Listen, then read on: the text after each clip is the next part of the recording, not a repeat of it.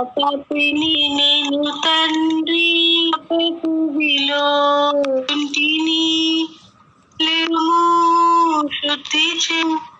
లేవనెత్తు శుద్ధి చేయము పొందని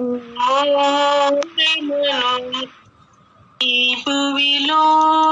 ఇవి నా శాంతిని నీదు ఆత్మను చేసేదను నీదు ఆత్మ జీవితాంతం సేవ చేసేదను స్థితితో నన్ను నీ ఆత్మ నన్ను నడుపు చేతిలో శిలు అనుక్షణము నన్ను చెక్కుము